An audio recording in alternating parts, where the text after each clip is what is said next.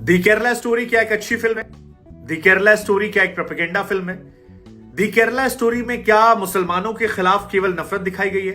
दी Kerala story क्या हिंदुओं की उस सच्चाई को प्रदर्शित करती है जो कहा नहीं जाता, बोला नहीं जाता? दी केरला स्टोरी क्या नफरत फैलाने वाली, समाज को बांटने वाली फिल्म है? क्या 10 कट लगने के बाद यह फिल्म उतनी ज्यादा इंपैक्टफुल है?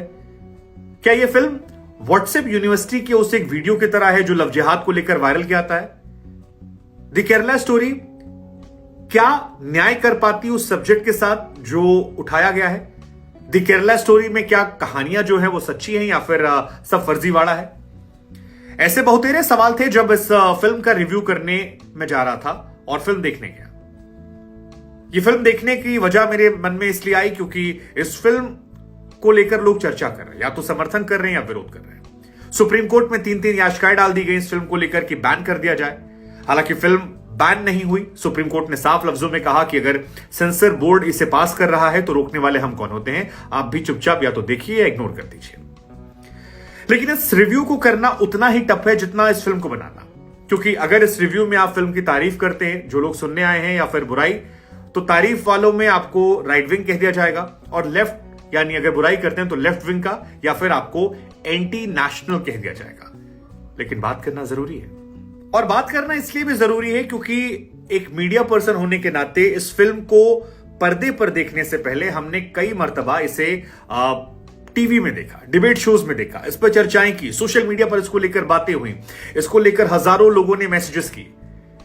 तो हमें लगा कि आपको इस फिल्म का रिव्यू बताने की जगह हम आपको बताते हैं कि यह फिल्म आप क्यों देखें और क्यों ना देखें। मुझे लगता है कि वो शायद आपके लिए ज्यादा आसान हो जाएगा समझने में। तो इस फिल्म को क्यों ना देखें, यहां से शुरुआत करते हैं। अगर आपको यह फिल्म नहीं देखनी है तो उसकी एक सबसे बड़ी वजह है जो 32,000 का आंकड़ा आया था उसको प्रूफ ना कर पाना। इस फिल्म में 32,000 का आंकड़े को लेकर कोई प्रूफ नहीं है। 32,000 की कहानी जो है, अगर वाकई में उतना बड़े पैमाने पर सबको आतंकवादी बना दिया गया होता तो शायद हिंदुस्तान में भूचाल आ जाता। लेकिन इस फिल्म को देखने की वजह यह है कि अगर ऐसा एक लड़की के साथ भी हुआ है तो हमें और आपको एक समाज के तौर पर यह फिल्म देखनी चाहिए। यह समझना चाहिए कि वो किस कहानी की किस दौर से गुजरती है। तो यह एक सबसे बड़ी वजह देखने के लिए और ना देखने के लिए है। दूसरी सबसे बड़ी वजह जो है इस फिल्म को लेकर कि इस फिल्म की ताकत, अगर इस फिल्म की बात करें तो ये 4 लड़कियों की कहानी है जहां पर 3 लड़कियां एक तरफ हैं और एक लड़की एक तरफ है। और ये कहानी दरअसल इतिहास को बताते हुए चलती है। इस फिल्म की शुरुआत में लिखा गया है कि ये जो है film inspired by true events है, यानी सच्ची घटना पर आधारित है। और इस फिल्म के अंत में आपको उनके माता पिता के स्टेटमेंट भी नजर आते हैं जो उस बात को पुख्ता करने के लिए कि हमारी औलाद के साथ हुआ है। और ऐसी तमाम आर्टिकल, तमाम खबरें भी छपी हैं जिसको आप पढ़ सकते हैं उन 3 लड़कियों 4 लड़कियों के बारे में जो यहां से अफगानिस्तान की जेल में आज भी बंद है। खैर, फिल्म का प्लॉट जो है वो दिखाया जाता है कि एक लड़की है फातिमा, जिसको पुलिस फातिमा कहती है। वो कहती है मैं फातिमा नहीं, मैं शालिनी हूं। और एक ऐसी लड़की जिसे अपने कल्चर से प्यार था, परिवार से प्यार था, अपनी सभ्यता, संस्कृति, आस पड़ोस के लोगों से प्यार था। वो नर्सिंग करने जाती है, वहां पर ब्रेन वॉश किया जाता है। एक लड़की उसके धर्म को लेकर, उसकी धार्मिक किताबों को लेकर, उसके भगवान को लेकर सवाल खड़े करती है। उसके बाद प्लान तरीके से उन पर हमला होता है, फिर उन्हें रिलेशनशिप में लाया जाता है, फिर उन्हें प्रेग्नेंट कर दिया जाता है, सेक्सुअल रिलेशनशिप में इन्वॉल्व किया जाता है, जिसके बाद समाज में इज्जत बचाने के लिए वो लड़की नफरत करने लगती है अपने आसपास से, परिवार से नफरत होता है, देश से नफरत हो जाती है। फिर यहां से सीरिया, अफगानिस्तान, वहां पर आईसिस का इन्वॉल्वमेंट, उन्हें सेक्स स्लेव बनाना, सुसाइड बॉम्बर बना देना या फिर ब्रीडिंग मशीन बनाकर छोड़ देना। ये इस फिल्म की पूरी पटकथा है जिसके इर्द गिर्द ये फिल्म बनाई गई है। और इसको डिस्क्राइब करती है शालिनी जो फातिमा है और जिसे अदा शर्मा ने इस किरदार को निभाया है। ये फिल्म को जब आप देखने जाते हैं तो शुरुआत में आपको लगता है कि शायद ये फिल्म किसी एक पॉलिटिकल मैसेजिंग के लिए बनाई गई, कोई एक एजेंडा है जिसे आगे बढ़ाना है। लेकिन जैसे जैसे कहानी आगे बढ़ती है आप इस फिल्म के साथ जुड़ते चले आते हैं। और इस फिल्म की जो सबसे खास बात मुझे लगी वो ये थी कि फिलहाल हम लोग जो हैं वो बैलेंसिंग करने में बहुत बिलीव रखते हैं कि यार इससे भी ना बुरा लगे, इससे भी ना बुरा लगे, और हम सारी बातें कहते हैं। लेकिन इस फिल्म की सबसे बड़ी खासियत यह है कि यह फिल्म रॉ है, ब्रूटल है, और जिससे आप कहते हैं ना कि बिना फिल्टर के बनाई गई है। मतलब कोशिश की गई है कि ओरिजिनल चीजों को वैसे दिखा दिया जाए और उसी सादगी, मासूमियत या उसी वहशीपन में दिखा दिया जाए। तो आपको मासूमियत भी नजर आएगी, रूह भी कपाएगी, डर भी लगेगा। खासतौर पर एक वो सीन है जिसमें एक लड़की जाकर अपने पिता पर थूक कर आती है ब्रेन वॉशिंग के बाद। वो सीन देखकर आप सिहर जाते हैं कि यार ये कैसे हो सकता है। वो जो रेप सीन्स दिखाए गए हैं वो एक्चुअली में आपको डरा देते हैं, सहमा देते हैं कि यार ये कैसे चल रहा है, मतलब ये क्यों हो रहा है, क्या हमारी एजेंसियां इतनी वीक हैं कि इतना कुछ हो गया, उन्हें समझ में नहीं आया। अदा शर्मा की अदायगी जो है वो आपको मासूमियत भी दिखाती है और फातिमा वाले केस में जो उनके साथ घटनाएं होती हैं वो आपको डराती भी है। मतलब आप इमेजिन करने लगते हैं कि अगर ऐसा किसी के साथ हो रहा होगा तो वो किस दौर से गुजर रहा होगा, और ये एक तरीके के आपके दिमाग पर हमला होता है। मतलब बिल्कुल फिल्टर किए बिना इस फिल्म को परोस दिया गया है। ये इस फिल्म की एक बहुत बड़ी ताकत है। ताकत इसलिए कह रहे हैं क्योंकि अगर इसको अपनी जगह आप रखकर देखेंगे तो आपको दर्द महसूस होगा। ये फिल्म लड़के लड़कियों दोनों को देखनी चाहिए। ताकत इस लिहाज से कहेंगे क्योंकि इस फिल्म का मैसेज जो है वो ये समझना कि आपको समाज के तौर पर बेवकूफ नहीं बनना है, और जो लोग इस तरह की हरकत करते हैं वो जाति धर्म देखकर नहीं करते हैं। इसमें कई धर्मों को लेकर बात की गई है, इस्लाम, हिंदू, क्रिश्चियन, सबको लेकर बात की गई है, तो बड़ी बेबाकी से। कमजोरी इस बात को लेकर है कि फिल्म में कई लोग ऐसे हो सकते हैं जिन्हें लगेगा कि शायद ये नफरत फैला सकती है, आपको दूसरे धर्म के लोगों पर शक पैदा कर सकती है, आप के जो दूसरे रिलीजन में दोस्त हैं उन पर आपको डाउट हो सकता है, उनकी बातों को सुनने के बाद आपका जो तरीका होगा कई बार वो आपके मन में क्वेश्चन कर सकता है, और ये एक चीज है जो यहां पर इस फिल्म को देखते वक्त आपको एहसास होता है। तो ये आपके नजरिए पर मैटर करती है कि किस तरह से आप देखते हैं। लेकिन जो स्टोरी है वो आपको गुस्सा दिलाती है, आपको रुलाती है, सच कहें तो आपका खून भी खौला देती है। मतलब अब इससे आप समझ सकते हैं कि जो ताकत है वही कमजोरी है। और आपको कई जगह पर कश्मीर फाइल वाली कहानी याद आएगी कि मतलब जैसे उसमें वो वहशीपन दिखाया गया था। अब कश्मीर फाइल के साथ भी यही था कि लोगों ने देखी, सबने थी, कुछ ने गालियां दी थी, कुछ ने तारीफ की थी। तो इसके साथ भी यही कहानी है कि जो कहानी है उससे आप पूरी तरह डिनाई नहीं कर सकते, लेकिन आपको ये भी सवाल आएगा कि यार ये क्यों दिखा रहे हो, इससे नफरत फैल जाए। इस फिल्म की कमजोरी ये भी है कि कुछ स्क्रीन प्ले जो है बहुत धीमे धीमे है। मतलब कुछ सीन्स को जबरदस्ती खींच दिया गया है। कुछ सीन्स ऐसे हैं जो आपके दिलो दिमाग पर इंपैक्ट नहीं डाल पाते, और कुछ सीन्स ऐसे हैं जो आपको सोचने पर मजबूर करते हैं कि यार इंसान इतना बेवकूफ कैसे हो सकता है। मतलब स्पेशली जो वो ब्रेन वॉशिंग वाली प्रक्रिया है वो आपको परेशान करती है कि यार इतना बेवकूफ कोई कैसे हो सकता है, मतलब सीरियसली ऐसा भी हो सकता है।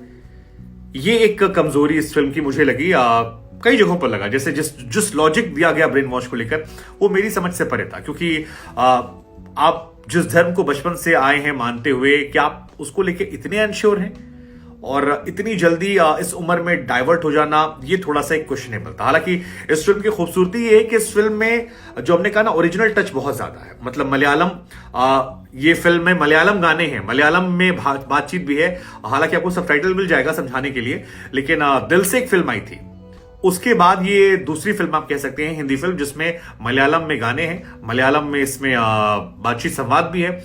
और अदा शर्मा शायद जिनकी मम्मी जो है वो मलयाली है, तो उसकी वजह से जो उनकी मलयाली वाली हिंदी है वो इस फिल्म को और ज्यादा ओरिजिनल कर देती है। चारों किरदार जो हैं, चारों लड़कियां जो हैं वो इस फिल्म की जान है। और पर्सनली मुझे ऐसा लग रहा है कि अदा शर्मा के करियर की ये बेस्ट फिल्म है। उन्हें आगे आने वाले टाइम में इस फिल्म को लेकर बहुत सारे अवार्ड्स जो हैं वो मिलने वाले। तो ये आप एक चीज कह सकते हैं अदा शर्मा को। इस फिल्म के 2-3 सीन ऐसे जो आपके दिमाग पर बहुत इंपैक्ट छोड़ जाते हैं। जैसे एक लड़की है जो इस ट्रैप में नहीं फंसती है, और उसके बाद उसके साथ गैंगरेप होता है। वो जो गैंगरेप है वो सिहरन पैदा करने वाला होता है। वो आपको डराता है कि लोग, अगर ये सच्चाई के करीब फिल्म है तो आप किस हद तक प्रोसेस को अपनाया गया आपको परेशान करने के लिए। वो एक बहुत भयावह डराने वाला सीन है। एक और वजह है कि क्यों लोग ना देखें। देखिए, अगर आप कमजोर दिल के व्यक्ति हैं तो प्लीज आप इस फिल्म को मत देखिएगा, क्योंकि इस फिल्म में रेप सीन हो, पिटाई के सीन हो, जो वहशीपना है वो बहुत ज्यादा दिखा दिया गया। मतलब वैसा आपको डरा देगा वो। मतलब आप सोचने पर मजबूर हो जाएंगे, आप एक अलग दुनिया में चले जाएंगे। और ये एक फिल्म के लिहाज से मैं क्या कहूं, आप असहज हो सकते हैं। आसान शब्दों में कहूं मैं तो आप इस फिल्म को लेकर असहज हो सकते हैं। हालांकि खूबसूरती ये है कि ये टिपिकल बॉलीवुड फिल्म नहीं है, ये भी इसके नेगेटिव पार्ट है। अगर आप एक बॉलीवुड मसाला देखने जा रहे हैं तो प्लीज आपके लिए फिल्म नहीं बनी है। ये फिल्म आपको फिर इरिटेट कर सकती है। ये फिल्म एक रॉ अनफिल्टर्ड फिल्म है जो जिस विषय पर बनाई गई है उसकी सेंसिटिविटी को समझते हुए आगे बढ़ती है। शुरुआत में आपको लग सकता है कि एक एजेंडे के तहत है, लेकिन बाद में ये टेररिज्म को एक्सपोज करती है और उसी के इर्द गिर्द जो प्लॉटिंग है वो आपको दिखाई पड़ती है। लेकिन जैसा मैंने कहा, वो गैंग रेप वाले सीन हो, पिटाई वाले सीन हो, प्रेगनेंसी के बाद रेप वाले सीन हो, इस फिल्म में जो पेरेंट्स की बातें हैं वो बहुत इंपैक्टफुल है। हालांकि वो जो लास्ट में पेरेंट्स की आप बीती निकल कर आती है वो आपके उस पर असर करती है, जो फिल्म को थोड़ा जेन्युइन बनाती है कि ये फिल्म केवल प्रोपेगेंडा के तहत नहीं है, उसमें रियलिटी भी। हालांकि कुछ सीन्स मेरी समझ के परे थे, जैसे कि कन्वर्जन के बाद अपने मॉम डैड को जो बताना वो जितना कैजुअल था वो मेरी समझ में नहीं आया कि यार इतना कैजुअल कैसे हो सकता है ये। मतलब अगर मैं लड़की हूं, मैं धर्म परिवर्तन करके शादी किया, लड़का भी हूं मैं, धर्म परिवर्तन करके शादी कर रहा हूं और फिर अपनी मां को बता रहा हूं, तो कुछ तो वहां पर होगा अलग चीज है, वो एक अलग सीन है। शालिनी की मां के साथ एक सीन है, वो बहुत ही टची सीन है। जो बैकग्राउंड म्यूजिक है वो थोड़ा सा मुझे समझ में नहीं आया। मारधाड़ वाले सीन्स जो हैं वो थोड़े समझ में नहीं आए। इस फिल्म की सबसे बड़ी ताकत मुझे लगी लोकेशंस बहुत खूबसूरत है, मतलब बिल्कुल ओरिजिनल दिखाने की कोशिश की गई है। कॉस्ट्यूम जो है वो बहुत ही ओरिजिनल है, मतलब जब शालिनी है तो वो शालिनी लगती है, जब वो फातिमा का किरदार निभाते हैं, सेक्स स्लेव बनाते हैं, तो वहां पर वो आपको एहसास करा देते हैं। ये एक अच्छी चीज है। सिंप्लिसिटी जो है वो रखा गया है, मलयाली टच जो रखा गया है वो अच्छा गया है। लेकिन अगर आप एक फ्री माइंड होकर जाएंगे तो फिर आपको ये उन 3-4 लड़कियों की कहानी दिखेगी जिसको लेकर आरोप लगेंगे कि एक प्रोपेगेंडा फिल्म है। लेकिन अगर आप उसे महसूस करना चाहेंगे, उसी कहानी को इंटरनेट पर पढ़ना चाहेंगे, तो आप ये मानेंगे कि वो सच्चाई है जिसे स्वीकार करना पड़ेगा। आप मना नहीं कर सकते कि ऐसी कोई कहानी है ही नहीं। इस फिल्म के बारे में एक और जो बात आपको समझनी चाहिए वो ये कि ये फिल्म जो है ये लव जिहाद के पूरे प्रोसेस को समझाती है। मतलब कैसे दिखावे का हमला होता है, फिर कैसे सहानुभूति होती है, फिर कैसे आपको बरगलाया जाता है, कैसे इस्लाम के मायने जो है उन्हें तोड़ मरोड़ कर पेश करते हैं, कैसे हिंदू देवी देवताओं का अपमान होता है। हालांकि इसमें तारीफ उन दर्शकों की भी करनी होगी जो इस फिल्म को देखने के लिए गए, क्योंकि जिस तरह के शब्दों का इस्तेमाल किया गया है, क्या वो किसी भी धर्म को लेके होते तो नाराजगी नहीं आती? मुझे लगता है कि वो थोड़ा टफ है। लेकिन अब दर्शक भी जो है वो थोड़ा मैच्योर हो गया है और उसको लेकर वो जा रहा है, देख रहा है। कई सारे धर्मों के प्रचारक हैं जिन्हें मुश्किलों का सामना करना पड़ सकता है, लेकिन कुल मिलाकर ये फिल्म जो है ये इंपैक्टफुल फिल्म है जो अंदर तक आपको सोचने पर मजबूर करती है। हालांकि इस फिल्म को देखते वक्त मुझे डर यही लग रहा था कि इसके चक्कर में कहीं कुछ सवाल जो है वो ना होने लगे और थोड़ा माहौल जो है कहीं वो भी खराब ना होने लगे, क्योंकि ये कहानी सच्ची है, ऐसी कहानियां हुई हैं, इससे भी कोई इंकार नहीं कर सकता। वो लड़कियां अफगानिस्तान की जेल में आज ही बंद हैं जो भारत सरकार से अपील कर रही है, भारत सरकार मना कर रही है, उनके पेरेंट्स सामने से कह रहे हैं। लेकिन उसके बावजूद क्या मतलब ये समाज में तनाव पैदा करेगी, ये देखने वाली बात होगी। हालांकि मेरे हिसाब से ये फिल्म जो है कम से कम 3 स्टार तो 5 में से डिजर्व करती है। आपको देखनी चाहिए ये फिल्म मेरे हिसाब से। उसके बाद आपको तय करना चाहिए कि आपको ये पसंद है नापसंद है, लेकिन ये फिल्म आपके दिलो दिमाग पर असर करेगी, ये मैं पक्का कह सकता हूं।